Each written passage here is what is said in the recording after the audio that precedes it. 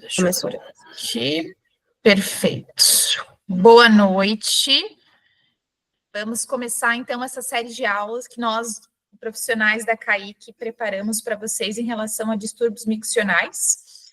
Então, a gente separou alguns temas que são bem da nossa prática e que vale a pena a gente conversar sobre para melhorar a nossa prática com as crianças, né? E reduzir os danos que pode causar de desconforto. Eu vou falar um pouquinho sobre constipação funcional. Meu nome é Júlia, sou gastroenterologista pediátrica, fiz toda a minha formação aqui em Floripa, tirando a gastro, fiz UFSC, medicina, fiz pediatria aqui no Joana de Guzmão e gastro na Santa Casa de Porto Alegre, já voltei faz 1 ano e meio, terminei a minha residência há 2 anos e meio. E vou aproveitar para falar um pouquinho sobre isso, que na verdade é o que eu mais atendo na prática, porque é um tema extremamente recorrente no consultório do gastro, né? Então, eu vou conversar com vocês sobre isso, para ajudar um pouquinho na prática, porque eu percebo que às vezes o pediatra subdiagnostica, subtrata e não percebe, e às vezes percebe quando os sintomas estão muito proeminentes, né? Para a gente ter mais sutileza no cuidado e no manejo dessas crianças. Vocês conseguem ver bem a tela? Tudo tranquilo? Vamos aqui. Deixa eu abrir no meu. Dá sim, Ju. Perfeito, obrigada, Má. Então, eu coloquei aqui algumas perguntas para dar uma iniciada, assim, fazendo perguntas capciosas, digamos, né? Então, o que a gente tem que pensar sobre constipação? É muito mais prevalente do que você imagina, né? Se você está vendo pouco constipação, não é que você está vendo pouco, você está diagnosticando pouco. Porque eu diagnostico constipação o tempo todo na minha vida. Eu acho que a constipação me persegue, mas é porque ela é muito prevalente mesmo. Então, talvez a gente tenha que olhar com mais sutileza para o que está acontecendo, porque nós estejamos diagnosticando pouco e deixando para depois o diagnóstico, o que pode comprometer o tratamento. 95% dos casos de constipação tem etiologia funcional. Isso vai ao encontro dessa nossa questão de pedir exame para tudo, e tudo precisa de exame, né? E essa tradição que os pais têm dessa necessidade, né? Então, aqui a gente sabe que a absurda maior parte das crianças não terão exames alterados. E a gente só precisa da clínica para identificar e manejar essas crianças. É a principal causa de dor abdominal em crianças. Isso é muito importante. Para quem atende em pronto atendimento, para quem faz consultório pediátrico, isso vai aparecer como uma causa de dor abdominal. Então, a gente tem que entender os critérios diagnósticos para a gente determinar se essa criança não tem constipação e para manejá-la adequadamente. E, provavelmente, a culpa é muito menos da dieta do que você imagina. Então, aí, essas as colocações que eu quero colocar para a gente pensar um pouquinho. Porque muita gente coloca, é porque não come bem. Não é bem assim. Grande parte de pacientes meus, que eu tenho bastante dificuldade de manejar, comem adequadamente. Tem uma alimentação com legumes, com verduras, com frutas, né? Claro, um errinho ou outro, mas que não são gritantes, mas são crianças com constipação que às vezes dá mais um trabalho de manejar. Vamos lá, então. Antes de tudo, o gastroenterologista ama Roma, tá? Eu sou fascinada por Roma porque me ajuda muito na minha prática. Roma é uma fundação que fala sobre transtornos funcionais, que começou primeiro com os adultos e foi para as crianças. E por que nos ajuda? Nos ajuda a esquematizar os transtornos funcionais, organizar na cabeça e a facilitar o diagnóstico. Roma 4 veio, Roma 5 está vindo agora em 2026, nós, gastros, estamos super ansiosos para isso. E como é que a gente identifica e como ele nos ajuda? Então, os critérios nos ajudam no diagnóstico e eles precisam apresentar pelo menos 2 destes critérios, ao menos uma vez na semana e no mínimo 1 mês. Eu não quero que vocês decorem isso, é só para vocês perceberem que a sutileza da percepção do diagnóstico. É só nesse sentido mesmo. Então, assim, você não precisa ter todos esses critérios para diagnosticar constipação. Da mesma maneira que constipação não é só aquela criança que fica uma semana sem evacuar. Não é isso a constipação. Pode ser? Pode. Mas provavelmente, se essa criança já está 1 semana sem evacuar, é porque essa criança demorou para o diagnóstico, tá? Que é o que acaba chegando para mim no ambulatório de gastro no Joana de Guzmão, por exemplo. Então, como é que a gente vai diagnosticar? Quais são esses critérios? 2 ou menos evacuações por semana e ou escape mais de uma vez por semana, pelo menos uma vez na semana. Isso aqui a gente fala de crianças que já tiveram desfraude, né? Pelo menos ali os 4 anos já tiveram desfraude. Postura retentiva. Então, vejam só, às vezes não é uma criança que evacua somente poucas vezes, é uma criança que tem um comportamento para evitar ao máximo a evacuação. Ela tem horror à evacuação. Evacuação dolorosa, então pode evacuar todos os dias, mas ela sente dor para evacuar. Fezes de grande calibre, então aqui a gente brinca, né? Fezes de entupir vaso, que eu brinco com os pais, não sabe como que saiu um cocô daquele tamanho de uma criança tão pequena. E massa fecal no reto, que geralmente a gente pode ver ali quando se pede um raio-x, que a gente vê ali o reto de grande calibre, ou, claro, pelo toque retal, que a gente acaba fazendo menos.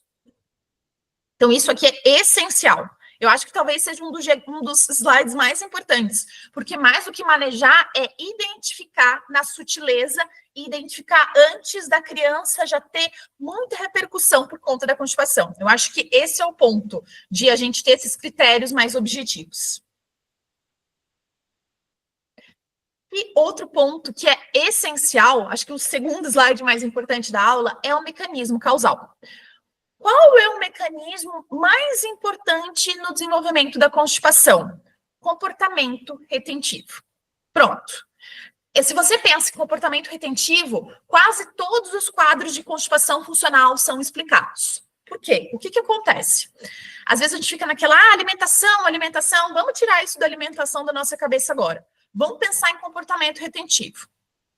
Por algum evento canônico, que eu já vou falar em seguida, a criança tem uma evacuação dolorosa e ela cria uma associação na cabeça dela. Lembrem, crianças pequenas funcionam muito por associação.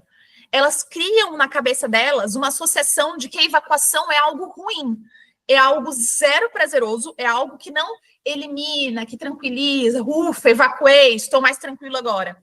Ela cria essa associação de que cocô é ruim, de que cocô me machucou, de que cocô não dá. Eu vou ter que fazer de tudo para que o cocô não saia, porque cocô é ruim.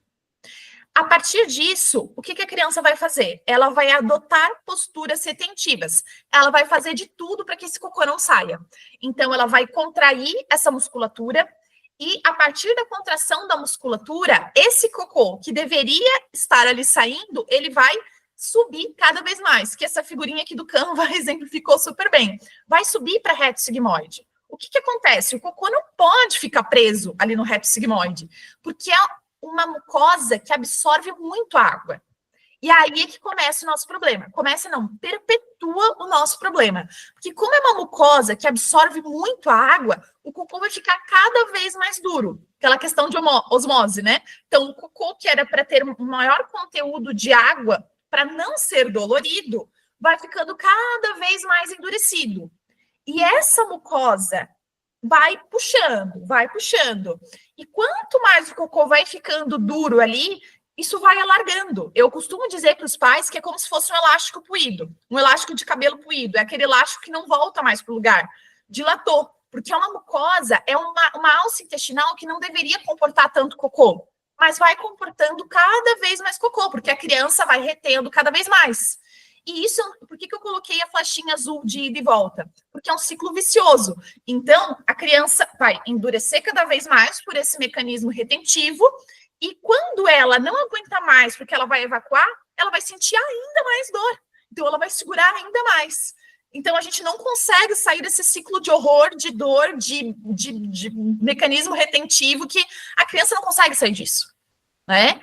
Então, a gente precisa ajudar e quebrar esse ciclo para tratar adequadamente. E mudando dieta, a gente não vai conseguir fazer isso. A gente precisa tratar com o tripé, que eu logo vou explicar. Então, identificando isso, a gente consegue manejar bem essa criança, porque esse mecanismo causal precisa ser manejado. E voltando, então, para o evento canônico. É muito comum essas crianças começarem com comportamento retentivo em algum momento mais canônico mesmo da vida delas. Então, a gente vai ter introdução da alimentação complementar, em que algumas crianças são mais sensíveis e começam a evacuar um pouquinho mais endurecido né? O intestino tem que virar a chavinha ali para lidar com comida mesmo, e não só mais com leite. Então, tem crianças que têm fezes um pouco mais endurecidas e acaba perpetuando essas fezes endurecidas, machuca e começam a reter. Entrada na escolinha, muito comum também, crianças em que, ainda mais se essa entrada na escolinha é um pouco mais traumática, aquelas crianças que não têm uma adaptação tão fácil, né? Também acaba acontecendo de a criança começar com esse comportamento retentivo. Separação de pais, muito comum. Chegada de irmãozinho, que eu não coloquei aqui com desenho, também bastante comum. E intercorrências infecciosas. Às vezes, a criança teve uma intercorrência infecciosa um pouco mais chatinha. São crianças que, às vezes, reduzem a ingesta e o trânsito intestinal fica um pouco mais lento, tem evacuação um pouco mais dolorida e a gente entra no ciclo. Então, habitualmente, a gente vai encontrar esses eventos que desencadeiam, que são eventos de pontapé inicial para o início da constipação. Outro evento canônico é em relação ao desfraude. E não só por ser um evento canônico de medo para a criança, mas porque muito da constipação se relaciona com isso. O que acontece? Na nossa sociedade, em que os pais querem um filho mais adiantado, melhor do que o outro, às vezes o desfraude acontece em um momento em que a criança não está preparada cognitivamente, emocionalmente, psicologicamente para o desfraude. E um dos estudos que eu estava revendo falou que 1/5 das crianças pode apresentar recusa. Não sei nem se é essa porcentagem mesmo, mas a gente tem que se ater a isso. Que talvez a criança esteja apresentando uma recusa, essa recusa às vezes pode ser bem contornada, bem manejada, mas essa recusa pode gerar ainda mais comportamento retentivo, que se não for manejado a tempo, pode desencadear um ciclo de constipação. Outra questão que acontece é considerar se é o momento correto, no sentido de, se a gente está manejando uma criança com constipação, talvez não seja o momento para desfraudá-la. Talvez seja melhor a gente cuidar bem dessa constipação, para aí a gente ter um desfraude mais tranquilo, mais harmonioso. Por quê? A criança vai ter a segurança da fralda. Se ela já está insegura em relação à constipação, se a gente forçar um desfraude, a gente pode ter ainda mais atraso no manejo da constipação, tirando essa segurança da criança, tirando o acalento que talvez a fralda ainda possa oferecer. Outra questão, que é bem isso, né? Manejo antes do processo de desfraude. A gente ajustar bem isso, arredondar bem isso e ver o momento adequado. Por mais que a criança já mostre esses sinais de prontidão, todos bem delimitados, assim, caminha, tira a roupinha, coloca a roupinha, sente desconforto com o cocô, avisa, ela pode mostrar todos os sinais. Se ela tem uma constipação ainda não manejada, talvez seja melhor a gente manejar isso anteriormente. E como manejar, né? Aqui eu tentei fazer uma representação mais esquemática de como a gente vai cuidar, tá?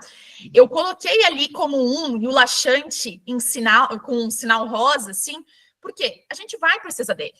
A gente vai precisar dele, né? Não adianta a gente falar, vamos comer fruta, vamos comer mamão. O que eu mais vejo são profissionais falando que, tem que comer mamão, não pode comer banana, não come bem, tem que tomar mais água. Gente, isso não tem fundamento, tá?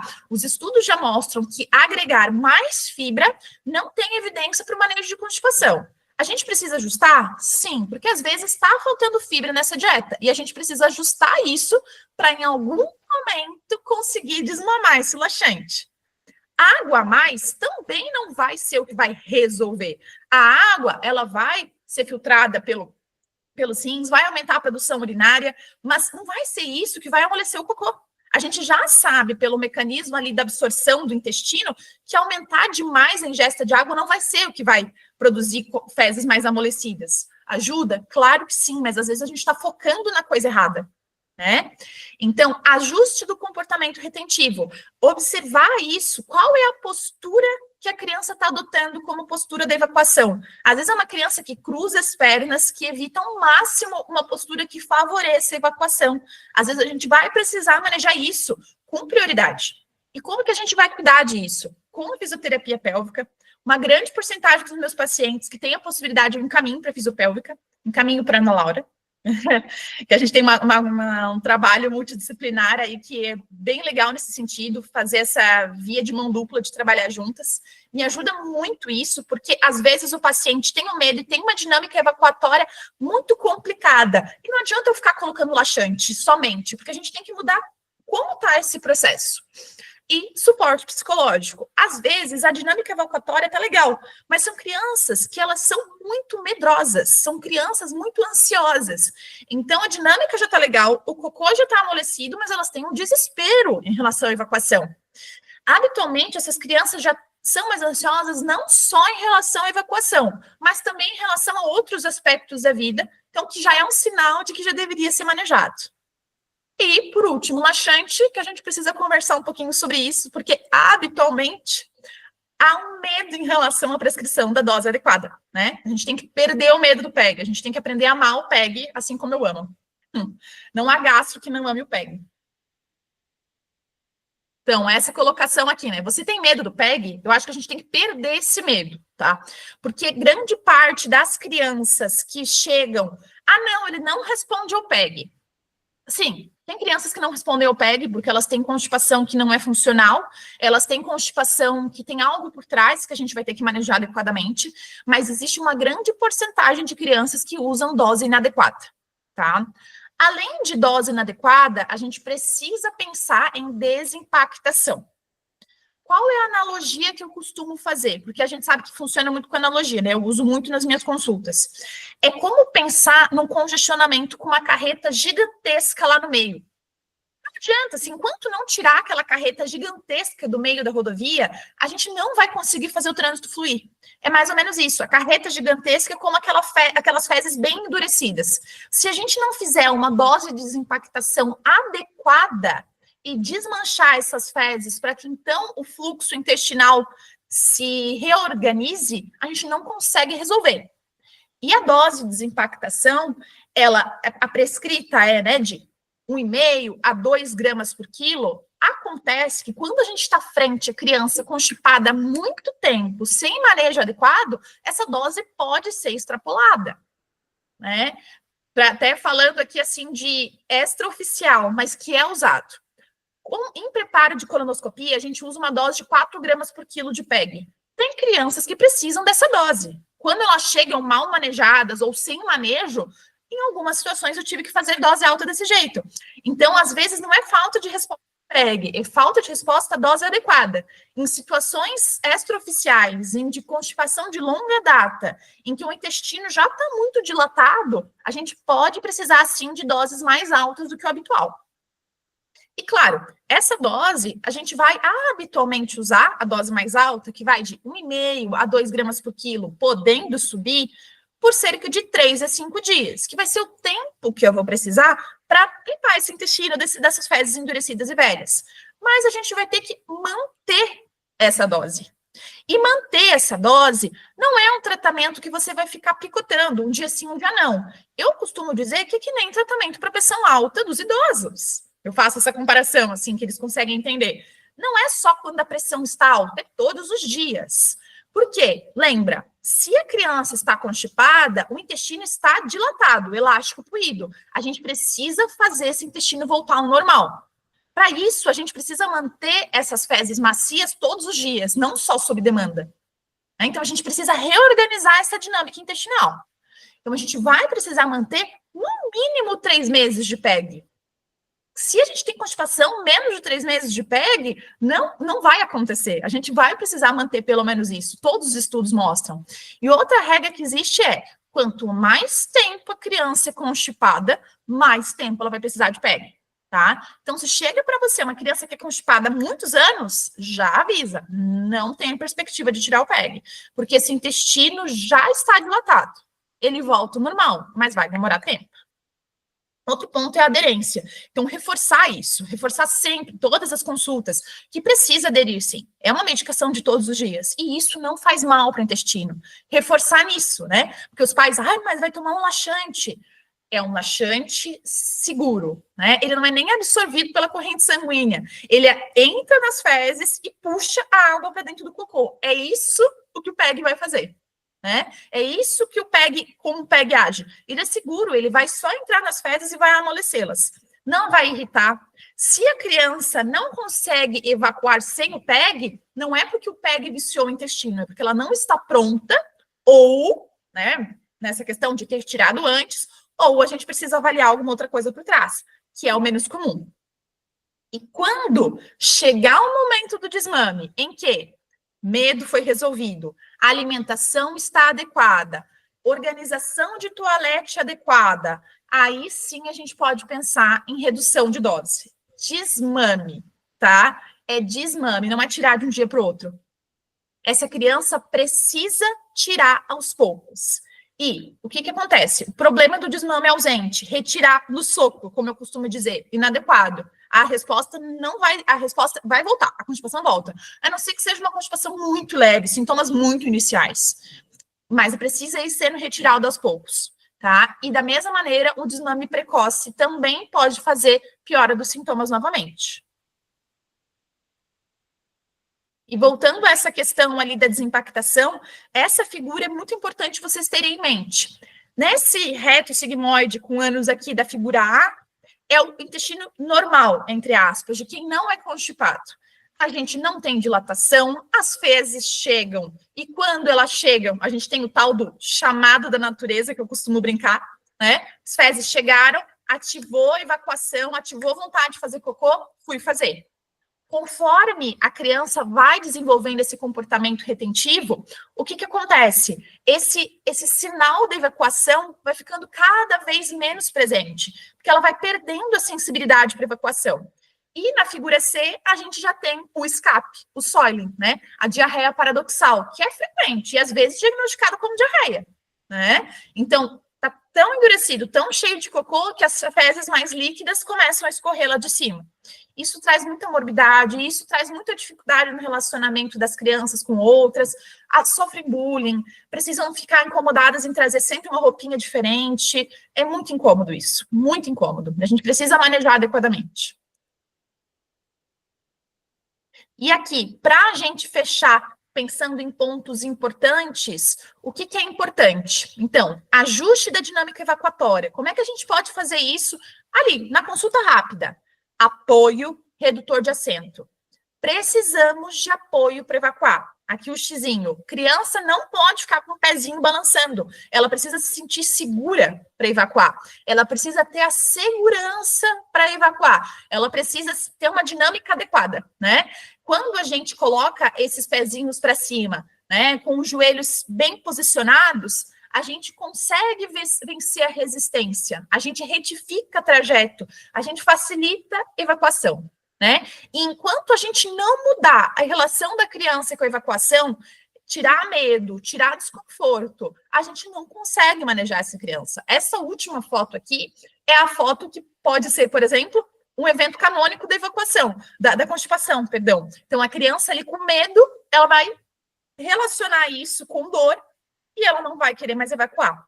Então, isso é importante, de a gente observar isso, de os pais terem esse cuidado para que a gente maneje o quanto antes, para evitar que a constipação demore para ser manejada e fique ainda mais difícil de ser manejada.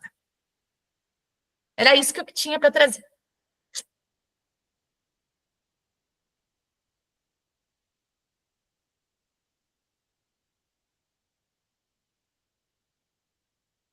Se alguém quiser perguntar alguma coisa, fique à vontade. Ju, sou eu, Marina. Fala, Má. Como que você costuma orientar o desmame do PEG? Como que você combina com eles? Então, Má, depende muito do tempo, tá? Muito do tempo que está usando. Daí, o que, que acontece? Por exemplo, hoje, no meu ambulatório do infantil, eu comecei um desmame porque o menino já está bem há um tempo, tá? Não tem nenhum protocolo que orienta isso, né? Mas o que, que eu costumo fazer? Eu vou reduzindo a cada semana uma certa porcentagem, tá? Esse menino estava com 30 gramas, eu pedi para a mãe ir reduzindo, acho que 5 gramas por semana, tá? E se ele tivesse muito bem, poderia acelerar, tá? Mas é reduzir bem aos pouquinhos, tá? Porque não existe protocolo em relação a isso. Não, aqui nem, por exemplo, o omeprazol tem protocolos mais bem estabelecidos, né? Do PEG não tanto.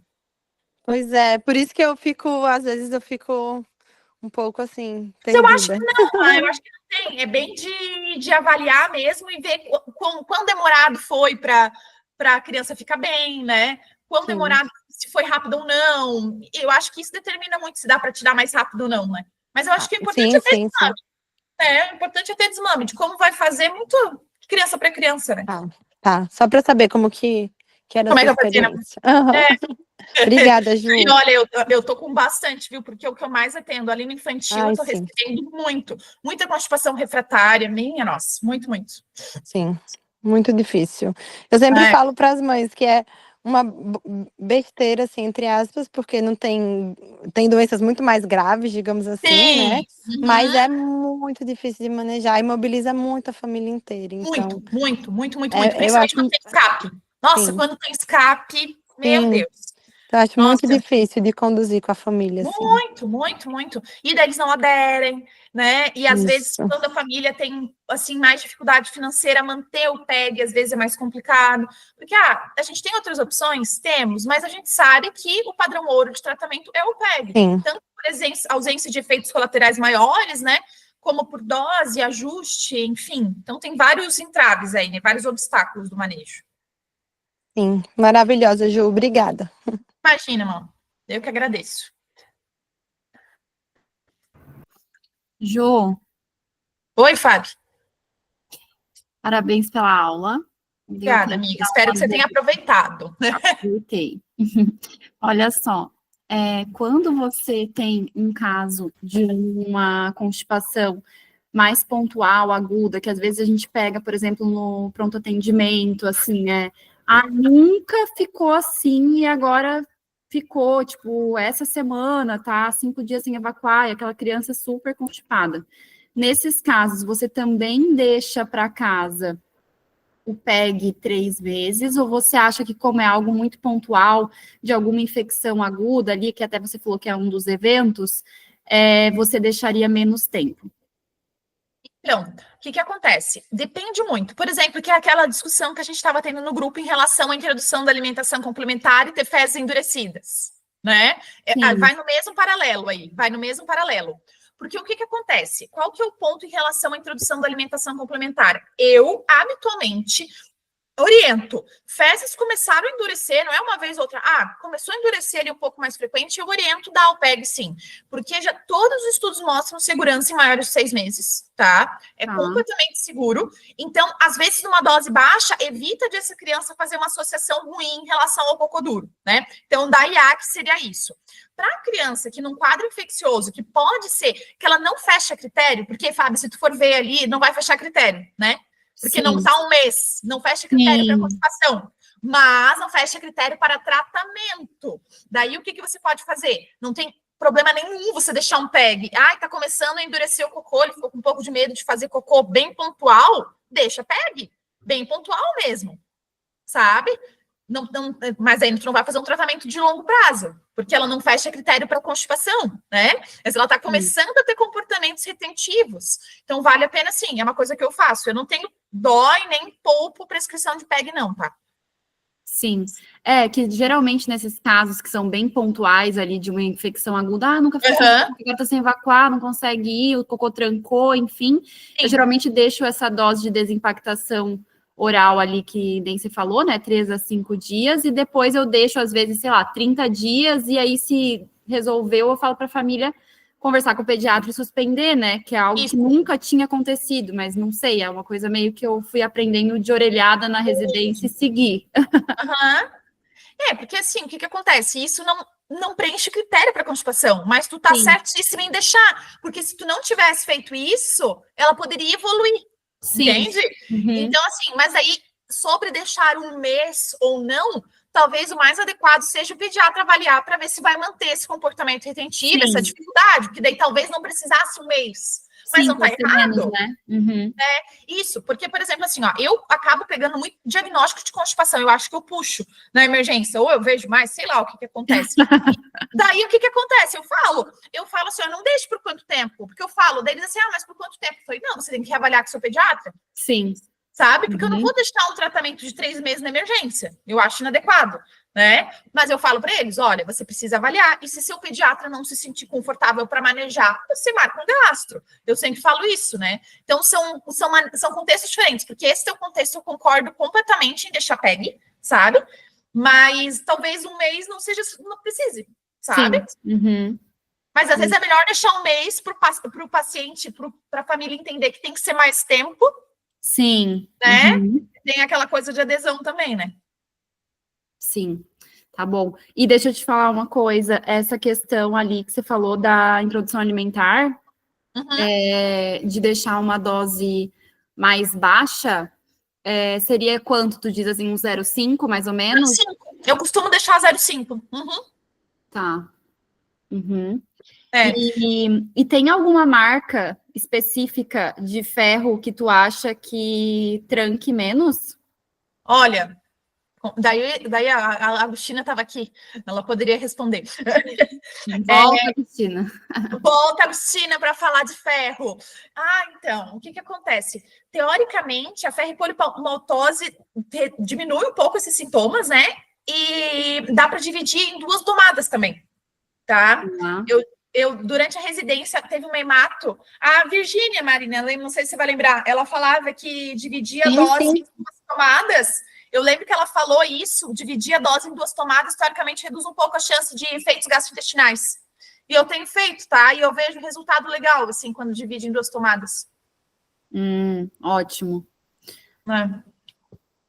Tá bom, Ju, obrigada. Imagina, amiga. Oi, Pedir Júlia. Oi, Tudo bom? Meu nome é tudo bem? Camila Shinsek, eu sou nutricionista materno infantil.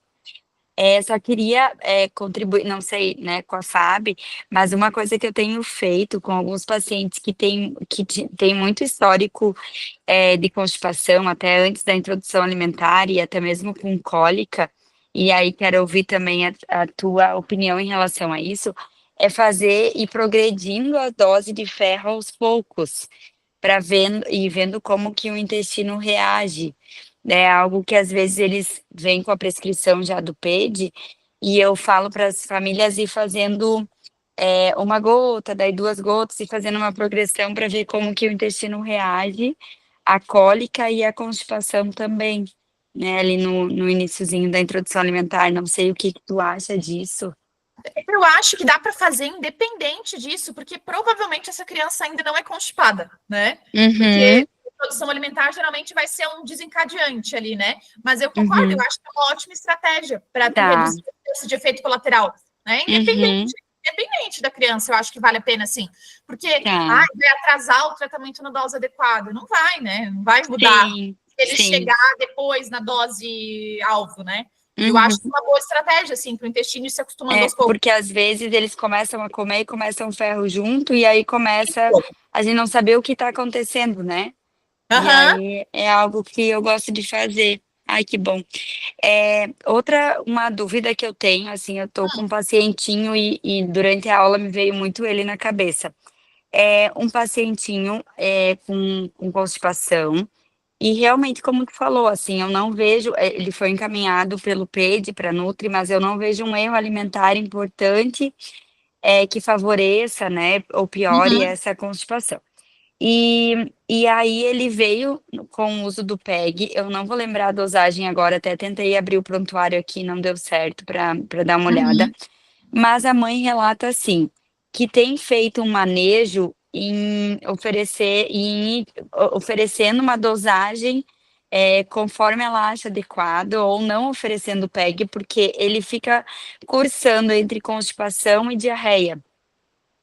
Ou nem, eu até perguntei para ela, tá, mas como são essas fezes, né? Até pedi foto, assim, não chega a ser uma diarreia, mas cocôs mais amolecidos. E aí, nesse dia, ela suspende o uso do PEG. E aí, faz constipação, volta a usar o PEG. E aí, eu até, né, eu encaminhei ele para fisiopélvica e até quero ouvir a tua opinião em relação a isso, que é um paciente de 2 anos e 4 meses, que ainda usa fralda.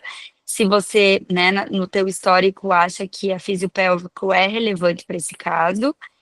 E aí, até, né, fiquei de conversar com o PED para a gente ter uma conversa em relação a isso, assim, essas fezes mais amolecidas e constipação, né, essa variação, assim. Né? Aí, queria ouvir a tua opinião, quem sabe eu encaminho para ti. Então, Camila, o que eu ia te dizer? Primeiro, eu gostaria de excluir para ver se essa criança não tem uma diarreia paradoxal, tá? Bem importante, tá? Porque às vezes a gente acha que tá manejando super bem a constipação, mas não tá. tá? Eu não sei se Uhum. a criança fez dose de desimpactação, porque não é para ela estar fazendo fezes Não fez, endurecidas, não fez, né? Júlia. Então, Não assim, se fez. tem fezes muito endurecidas, às vezes ela precisa fazer dose de impactação. Se é Uhum. criança assim, só tem um comportamento retentivo, não fica muito sem evacuar, tem crianças que não precisam da dose de desimpactação, tá? Mas, assim, na sua grande maioria vai ser necessário para a gente tirar aquela carreta, como eu fiz a correlação, né? Sim.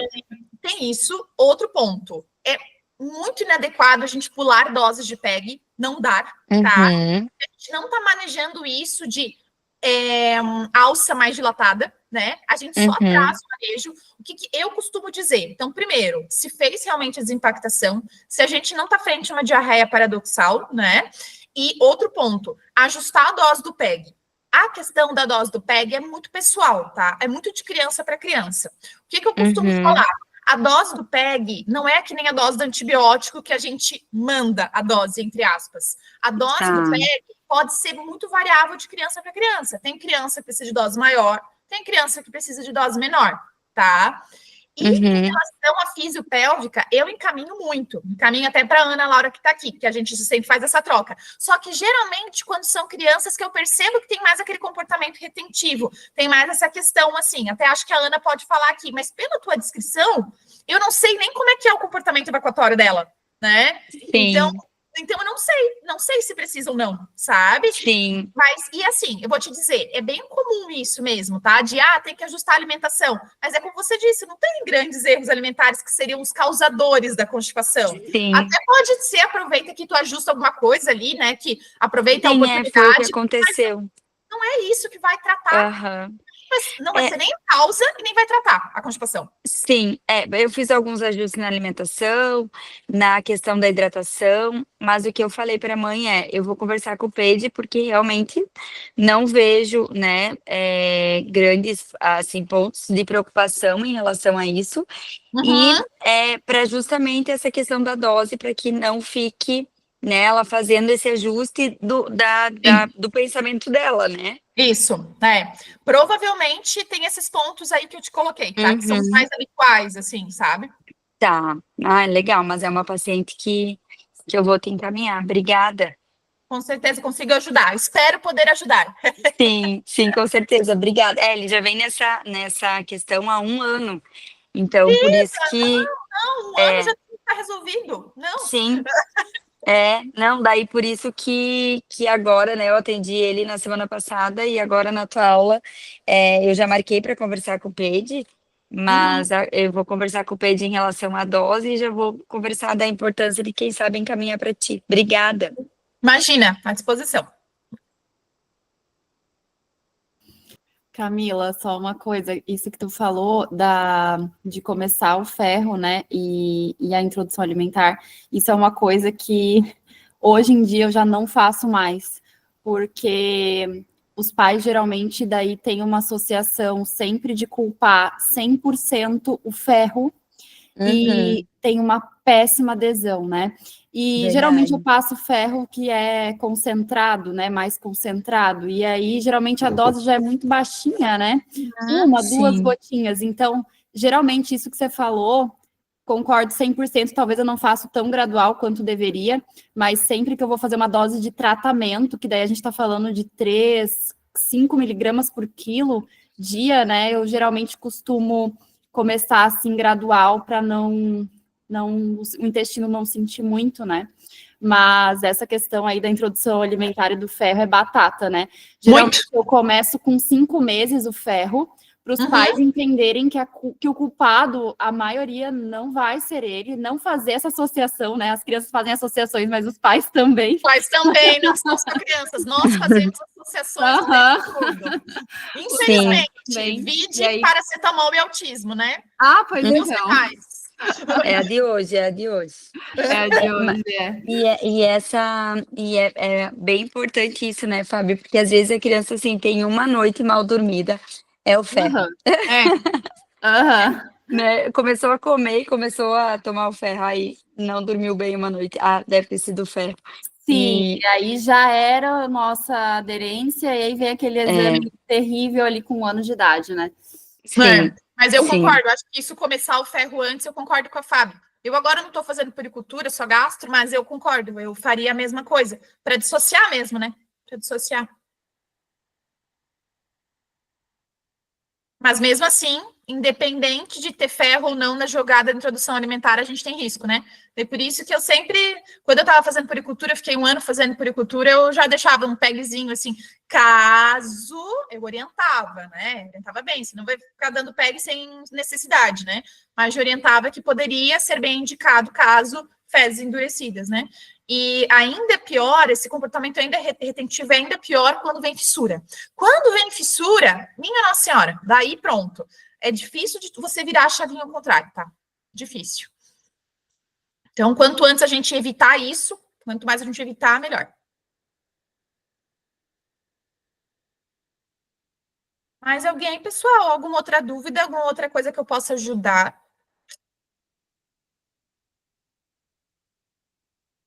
Senão eu também posso ajudar pelo WhatsApp, pelo Instagram. Estou à disposição se alguém tiver alguma dúvida. Gosto de ajudar.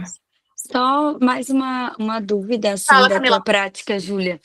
Fala. Esse comportamento retentivo, a gente pode ter em crianças ainda de fralda, nessa faixa de 1, 2 anos? Pode. Pode. Uhum, pode. Tá. Só que, tem, claro, se manifesta de uma maneira diferente do que dos que já estão caminhando, né? Dos que estão ali caminhando mesmo, né? Que tem uma mobilidade mais, Sim. né? Pronto, correndo pela casa. Mas pode sim, tá? Geralmente eles cruzam as perninhas, né? Geralmente eles têm mais esse movimento, sim. É bem comum, tá? Já se manifesta muito cedo. São crianças que não querem agachar para evacuar de jeito nenhum, sabe? Tem horror a agachar. E é uma coisa que a Ana trabalha bastante na físio. Os meus filhos aprendem a agachar. Ah, legal, legal. Faz uma boa associação, assim, para eles ficarem mais tranquilos. Para anamnese, né? Para colocar na anamnese. E assim, o que acontece, Camila? Às vezes, eles começam a criar uma associação ruim em relação ao agachar, ao ficar de cócoras. Por quê? Percebem que ao agachar o cocô sai com mais facilidade. E para eles o cocô dói. Então, é toda uma desconstrução e nova construção que você tem que fazer em cima, né? Sim. Ah, legal. Obrigada. Imagina. Então, tá bom. Acho que é isso, né? Mais alguém? E com relação à fibra, o que você me diz? Então, fibra, não existe indicação de a gente deixar além da necessidade básica da criança, tá, Rodrigo? Então, assim, se a criança não come fruta, legume, verdura adequadamente, a gente pode sim colocar fibra na alimentação, tá? Mas não vai ser isso que vai manejar, tá? De maneira alguma, tá? Não vai ser isso que vai tratar a criança, colocar fibras a mais na alimentação, sabe? E durante o desmame do PEG, Júlia, tu acha que o tratamento com fibra pode auxiliar, mas daí, ou só realmente nesses casos de erro alimentar ou de falta na alimentação? Assim, Camila, a evidência que a gente tem é só quando falta fibra na alimentação, tá? Tá. Então, se aquela criança, digamos assim, ó, vou conseguir desmamar. É uma criança com uma seletividade alimentar, digamos, neurodivergente, por exemplo, né? Daí teria indicação, tá? Mas se a criança come minimamente bem, se ela bate ali as fibras ou quase bate, não teria indicação, tá? Não teria indicação, não. Não tem evidência, tá? Não tem evidência.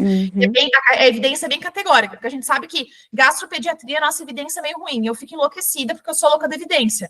Mas a fibra é bem clara ali, que excesso de fibra não ajuda em nada, tá? Às vezes até atrapalha. Sim.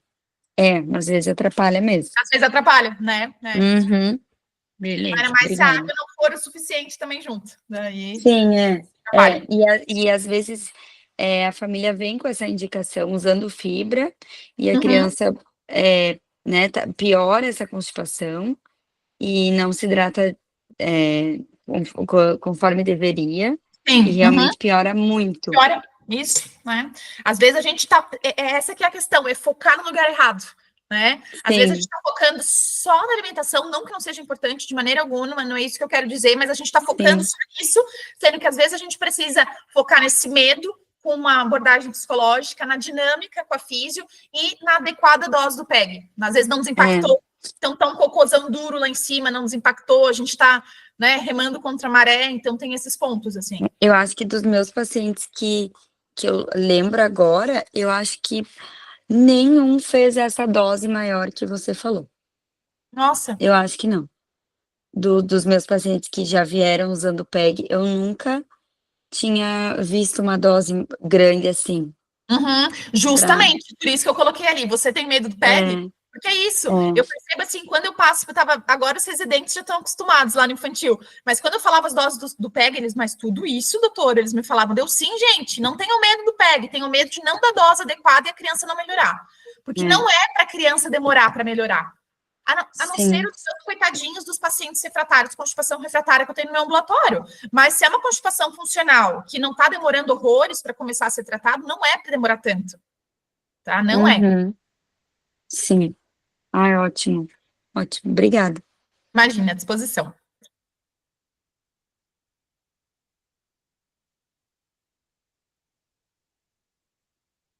Mais alguém?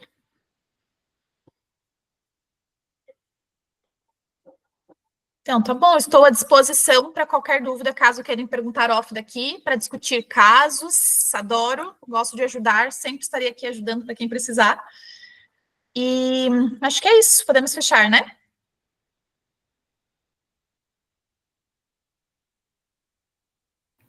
Boa noite, Ju. Obrigada. Beijo, amiga. Obrigada.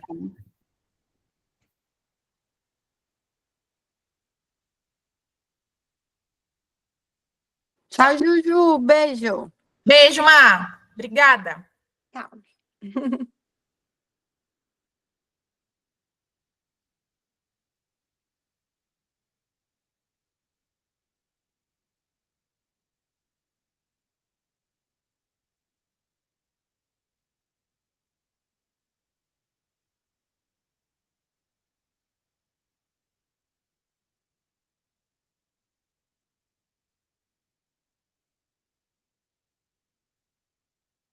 Oi, Júlia, tô aqui. Oi. Agora que eu vi. Peraí, deixa eu parar, Na discussão ali, gerenciar a Daí gravação, as dúvidas foram bem legais também. parar a gravação,